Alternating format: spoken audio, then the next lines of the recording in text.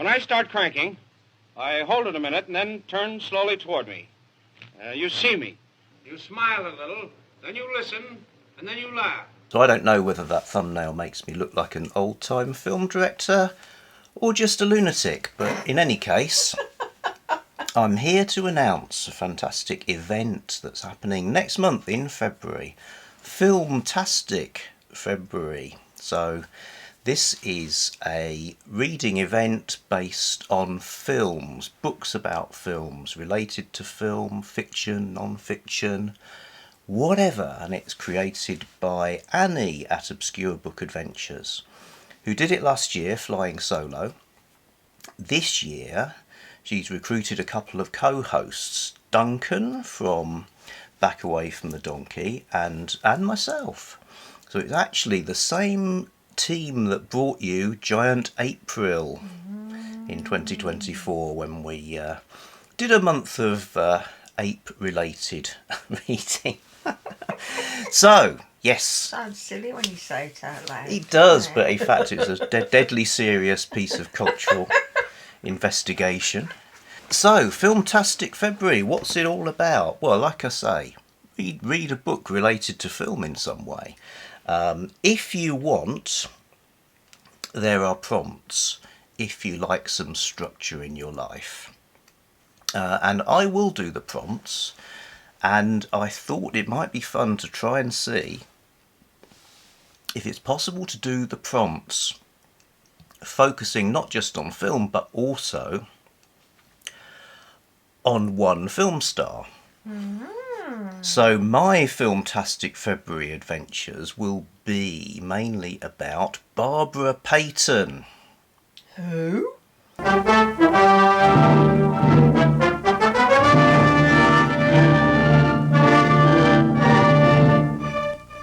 Barbara Payton was a film star of a sort of in the B-movie area, really. So I came across her a while back when I was set out to watch every existing Hammer film. Okay, so Hammer, I think they're called Hammer Films rather than Hammer Studios, and there's people online who go wild if you get that wrong. But probably most famous now for their horror movies that started in 1958 with the Christopher Lee Dracula and progressed through into the 70s and beyond. But before Dracula, they were around for a long time and made all sorts of movies. Usually what you'd call B-movies or quota quickies. So a British studio, by the way, that's a important aspect of the whole business. Thrillers, crime stuff, even a musical or two, comedies, all sorts of things. And Barbara Payton, American star, was brought over to be in a couple of these. One's called The Flanagan Boy, and it's a rather sort of torrid thriller, which is really good. And another one was a science fiction one called Four-Sided Triangle.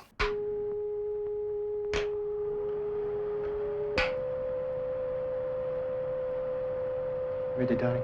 So that's my idea to explore Barbara Payton through the dimensions of these prompts, which I'm now going to tell you.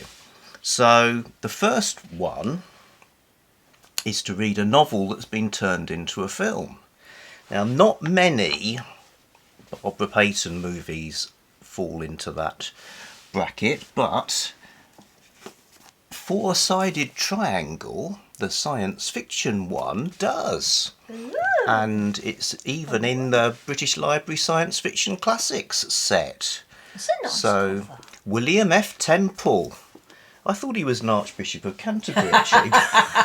No, that's his cousin. Yeah, probably. Introduction by Mike Ashley. So it's a little bit of a Frankenstein type of story. Here's the blurb of this one. Science is on the verge of a revolution. A cutting-edge new replication process is invented, and any matter can be reproduced. Shakespeare's signature, works of art, even a human being. When a brilliant scientist believes that this perfect replication process offers the solution to an excruciating love triangle, the limits of the new technology are tested, and impossible questions of identity and originality threaten to tear apart the best laid plans of paradise. So, yeah, interesting. So really looking forward to reading that book, which, Sounds like I say, Philip K. Dick. was a Hammer film, which you can probably find online. Well, yeah, it's interesting, but it's also very British, at least in the way the movie's made.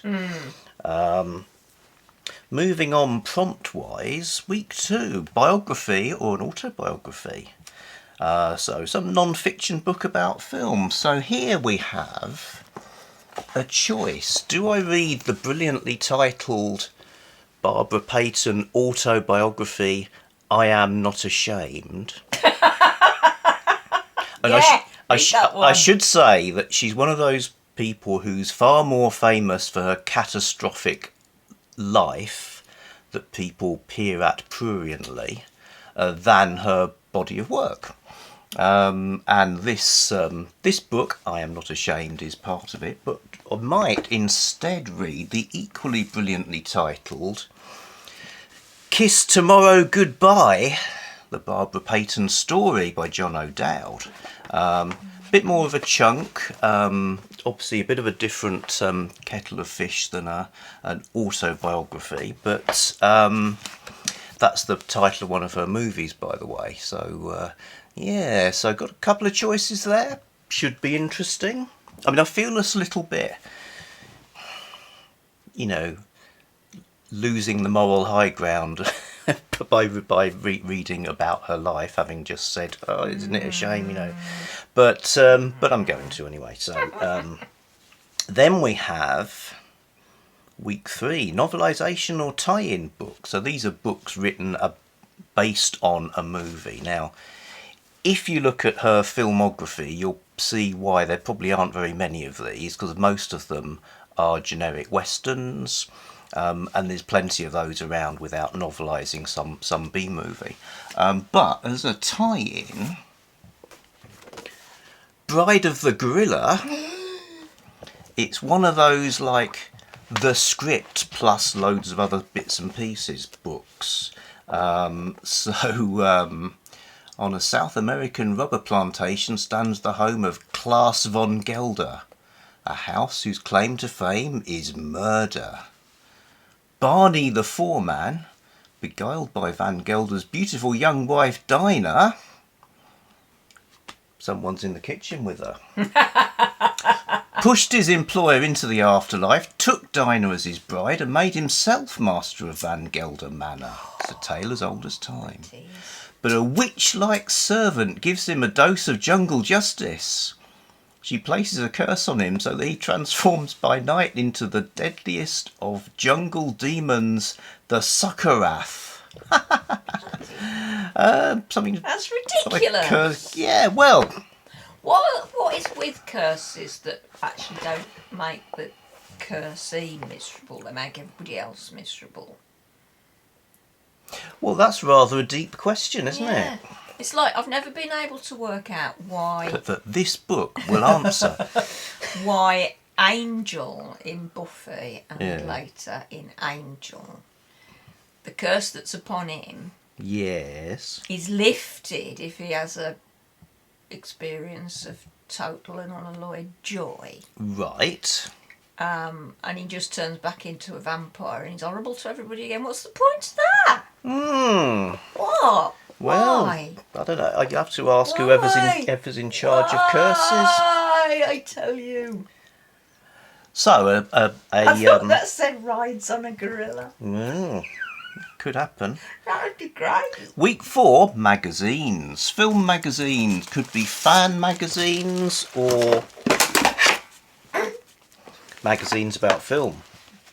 So I bought for cheap money a stack of picture goers from the 1950s, at least one of which features an article about Barbara Payton, Payton the problem girl. It's all But there. they all look pretty cool as well. So delving into picture goers should be fun. I love these kind of duotone covers. So that's my TBR for Filmtastic February, brought to you by Annie at Obscure Book Adventures, and Duncan and me. Join in if you can. You've probably got a novelisation lying around, or you know, a cool non-fiction book about films. Loads of books have been made into films, and Annie points out, if you're doing Read What You Own, or just for whatever reason don't want to buy books for the event, loads of classics have been turned into movies, loads of stuff that's on Project Gutenberg. So you might end up doing it without even knowing you've done it. Plus you can watch the films, of course. Okay, that's us for now. I'll see you on the flip side. Bye. Bye.